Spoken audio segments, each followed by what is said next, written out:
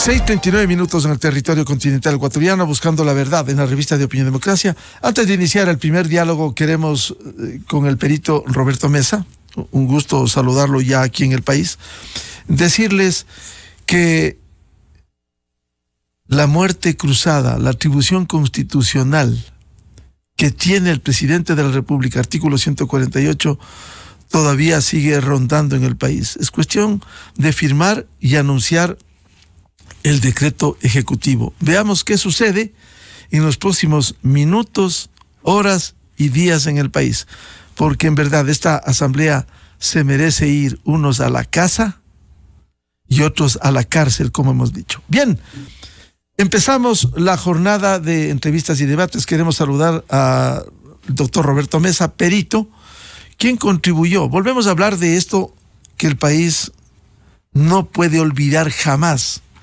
el crimen del general Jorge Gabel, a quien tuvimos el gusto de conocerlo, de compartir viajes a la región amazónica cuando fue comandante general de la Fuerza Aérea Ecuatoriana, la reconstrucción del tercer informe.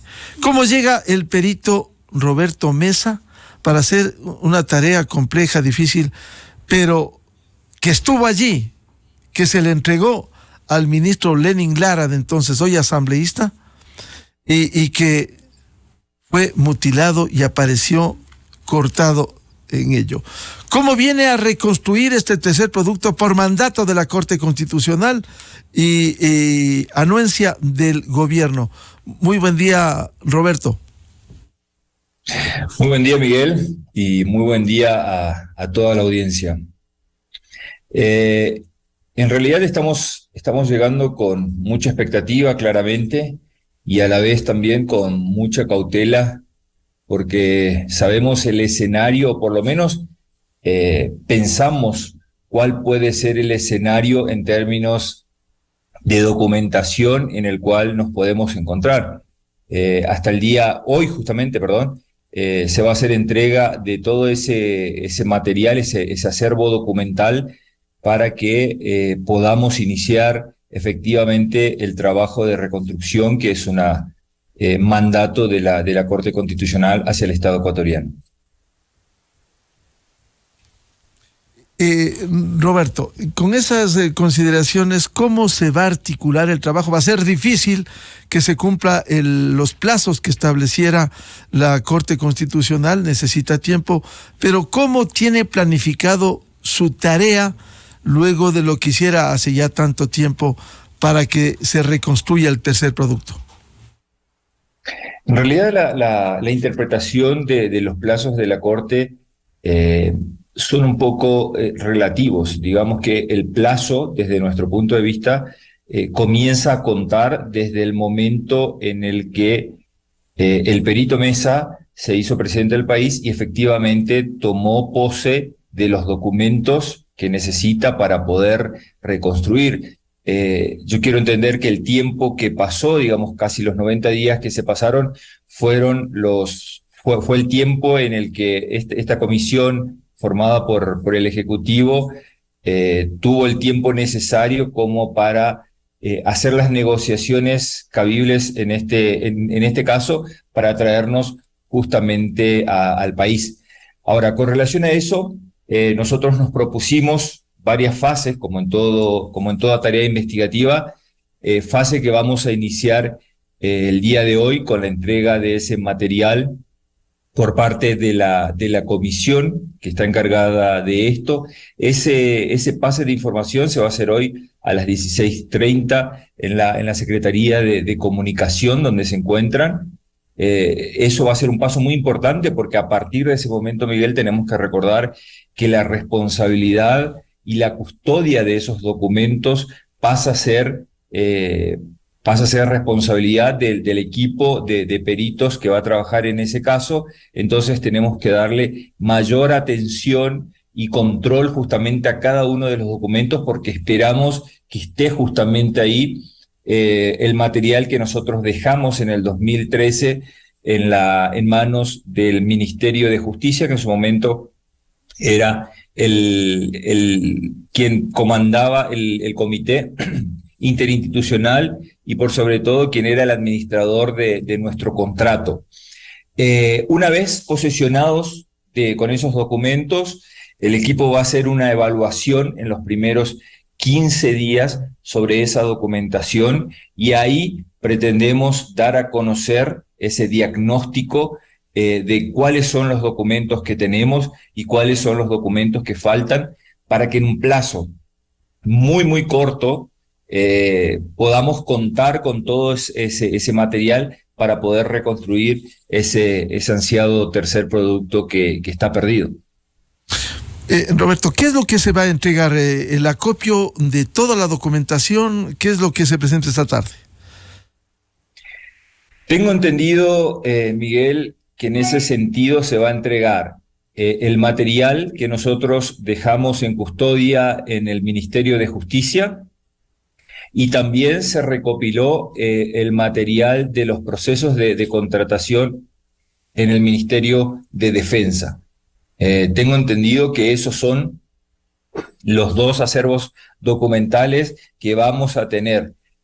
Más allá, digamos, de la importancia de ambos dentro de lo que es el documento o los documentos del Ministerio de Justicia, es ahí donde radica la mayor importancia, porque está, aparte de todo el acervo documental, todo el material que nosotros como investigadores de ese caso, como peritos de ese caso, recabamos para poder sustentar nuestro informe pericial.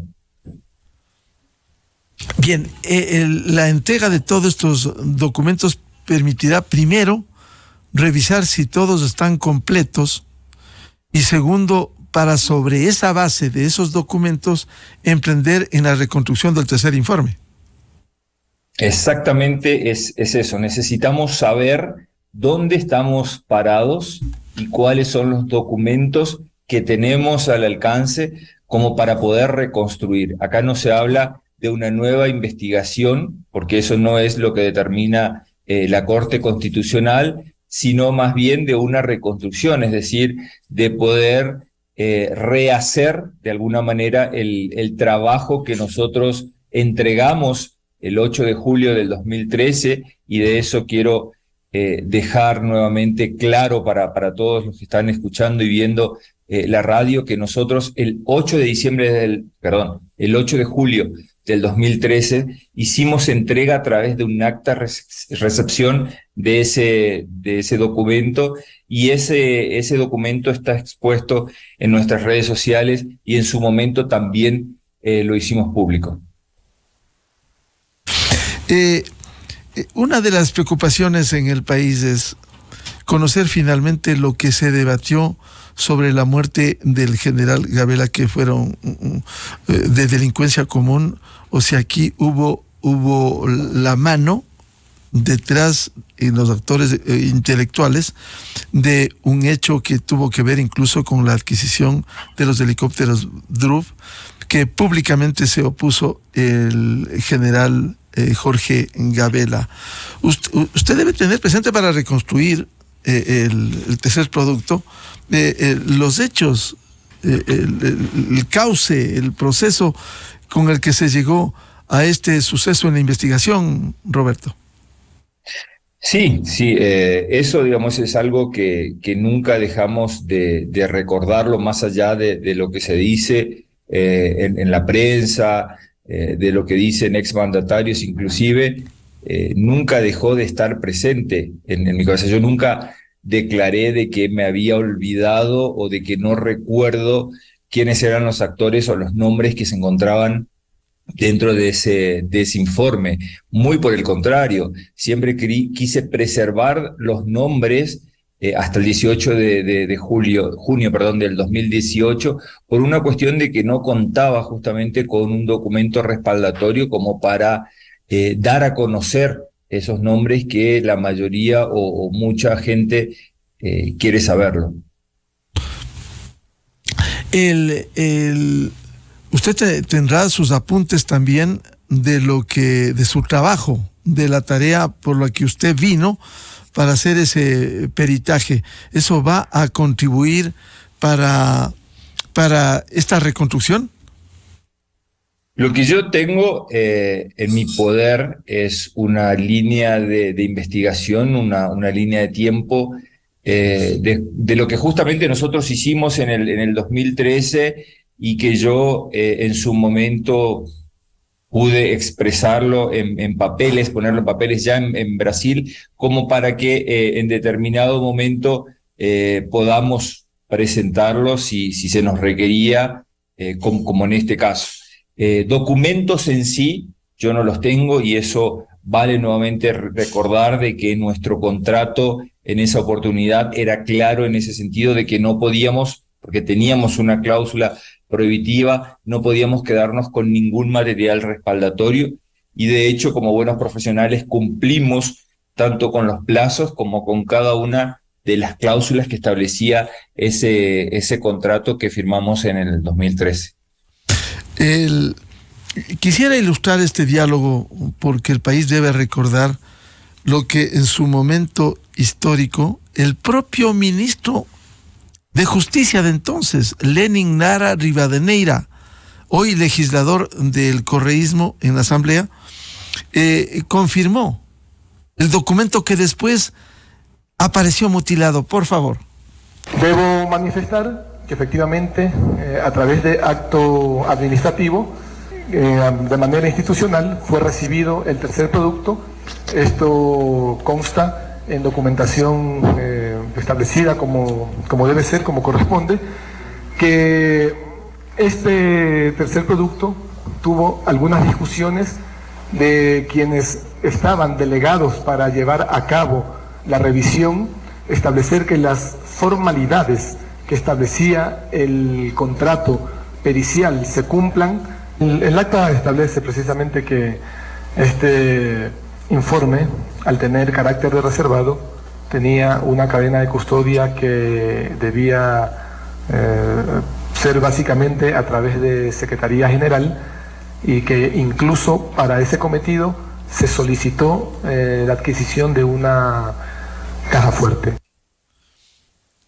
Allí está el testimonio. ¿Y cómo es que después se hicieron un lío de que no hubo, si hubo, los funcionarios del ministerio se pasaron la pelotita? Ahí está el testimonio de que sí se entregó el informe, perito Roberto Mesa. Bueno, eso es verdad, y en eso el exministro Lenin Lara fue correcto en afirmar justamente que nosotros entregamos ese documento, y ahí vale recordar, Miguel, que a partir del momento de la entrega de ese documento, la responsabilidad por la custodia ya pasa a ser del Ministerio de Justicia. Ahí él menciona, por ejemplo, que se compró una caja fuerte para poder resguardar ese documento. Entonces, digamos, a partir del momento de la entrega, creemos que ese documento reposó en esa caja fuerte. Lo que haya pasado o quiénes fueron las personas que tuvieron contacto con esa caja fuerte o el acceso a esa caja fuerte, ya se tendrá que investigar oportunamente, pero está bueno recordar de que nosotros cumplimos con nuestro trabajo profesional, que entregamos eso no en manos del ministro, porque obviamente había un protocolo específico, eso se tenía que entregar en la Secretaría General en sobre cerrado, y automáticamente la Secretaria General, que era justamente la secretaria del Comité Interinstitucional, era quien en manos debería entregar al ministro de Justicia, para que el ministro de Justicia comunique a los demás miembros del Comité Interinstitucional. Y más allá de todo eso, hubo una presentación mucho tiempo después en el ECU 911, en donde todos los miembros del comité conocieron los resultados, conocieron miembros también que no formaron parte del comité interinstitucional, como por ejemplo asesores del presidente de la República, miembros del SENAIN que también estuvieron presentes, y acredito que autorizados por el presidente de ese comité, en donde en esa oportunidad pudieron conocer de mi boca cuáles fueron esas conclusiones.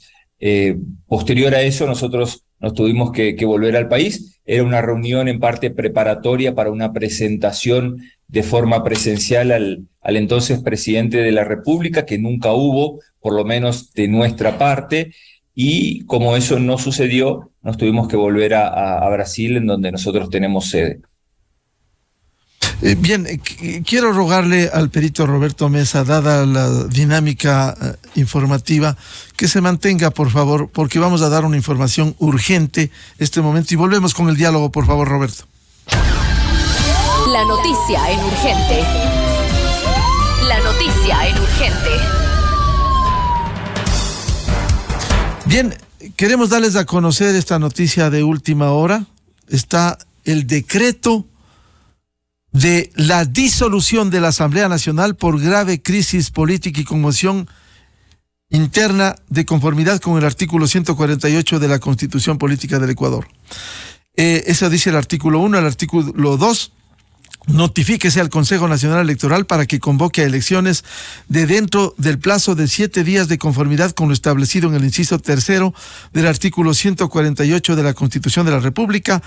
Artículo 3. Notifíquese a la Asamblea Nacional la terminación del pleno derecho, los periodos para los cuales fueron designados las y los asambleístas. Adicionalmente, la terminación anticipada de los contratos del personal legislativo ocasional.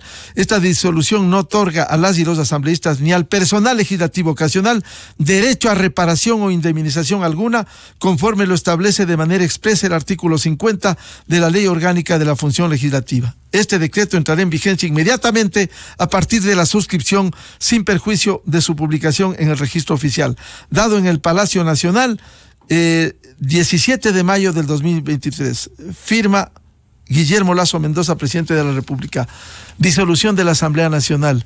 El país debe aplaudir para que se cierre esta asamblea vergonzosa, impresentable, llena de corruptos. Muchos de ellos no solo deben irse a la casa, si tienen algo de vergüenza, sino a la cárcel, como el asambleísta Peter Calo. Este es el decreto que tiene que implementarse en el país. Tenemos en nuestras manos, por ello damos lectura, el decreto de la disolución de la Asamblea Nacional por grave crisis política y conmoción interna. Veamos los bravucones que quieran quedarse, las bravuconas que quieran quedarse. Veamos, aquí hay aplicación de la Constitución de la República, de la disolución de la Asamblea, artículo 148 de la Constitución.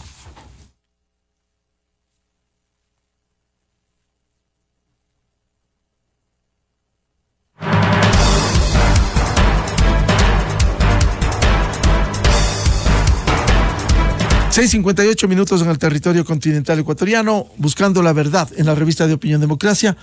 Queremos volver al diálogo con el doctor Roberto Mesa Niela, perito, que va a contribuir en la reconstrucción del tercer producto. Retomando el tema, si esto fue confirmado, la entrega del tercer producto, resultará difícil el reponer al menos ese ha sido el testimonio de alrededor de 35 páginas que fueron mutiladas, que desaparecieron. Nosotros queremos ser confiantes o queremos confiar en que eso va a ser posible, o sea, en que la reconstrucción va a ser posible, pero a la vez también tenemos que ser muy cautelosos en eso y debemos primero conocer cuáles son los documentos que van a ser entregados hoy, que fueron solicitados por la Comisión a las diferentes carteras del Estado, y a partir de ese momento, en 15 días, vamos a tener ese diagnóstico y el país va a poder conocer qué es lo que se tiene, y nosotros también vamos a elaborar un informe como para que la justicia tenga en sus manos posteriormente elementos o herramientas para poder, si cree necesario, sancionar o abrir procesos. Bien, queremos agradecer al doctor Roberto Mesa. Nos va a excusar, me comprometo a seguir dialogando con usted. Hay una cadena, este momento oficial. Hasta luego, Roberto. Cadena oficial sobre el cierre de la Asamblea, por favor, el presidente de la República. A continuación, XFM se une a una cadena nacional. Familias ecuatorianas de un porvenir de bienestar y tranquilidad. Una solución que además responda a la aspiración mayoritaria de poner fin